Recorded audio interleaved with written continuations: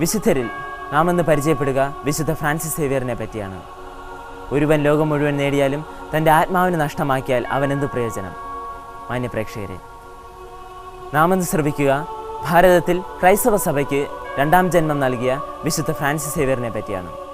സ്പെയിനിലെ നവാരയിലുള്ള സേവിയർ മാളികയിൽ 1506 അദ്ദേഹം ഭൂജാതനായി.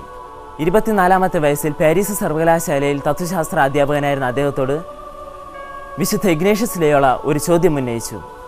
ഒരുവൻ ലോകം മുഴുവൻ നേടിയാലും തൻ്റെ ആത്മാവ് നഷ്ടമാക്കിയാൽ അവൻ എന്ത് പ്രയോജനം? ഈ ചോദ്യം സൃഷ്ടിച്ച ആത്മസംഘർഷങ്ങളുടെ അനന്തരഫലമായി മോൺമാത്രയിൽ വെച്ച് 1534 വിശുദ്ധ ഫ്രാൻസിസ് സേവ്യർ, വിശുദ്ധ ഇഗ്നേഷ്യസ് ലയോള, പീറ്റർ, ഫാബർ തുടങ്ങിയ 7 പേർ വ്രതവാഗ്ദാനം ചെയ്യുകയും 1537 വിശുദ്ധ ഫ്രാൻസിസ് സേവ്യർ വൈദിക പട്ടം സ്വീകരിക്കുകയും ചെയ്തു.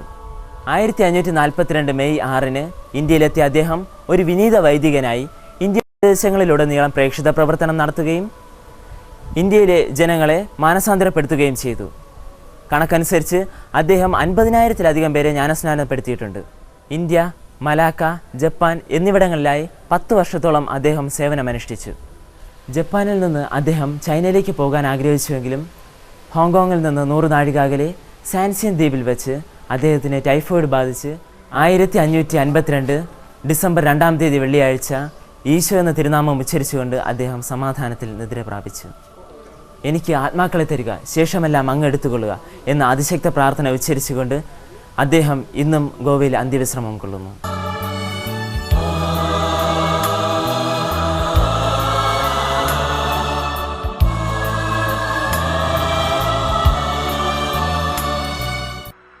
ഞങ്ങളുടെ വിലാസം Samanvaya vision, John Paul second Nagar, Maranallur, Kuvalassery PO, Thiruvananthapuram 695512.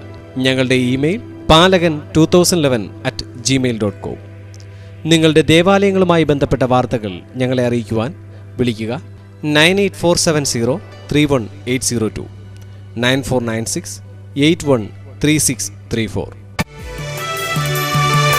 ദൈവകുമാരന്റെ ദിവ്യജനനം മണ്ണിനു സൗഭാഗ്യം, സ്വർഗപിതാവി മക്കൾക്കേകിയ സുന്ദര സമ്മാനം.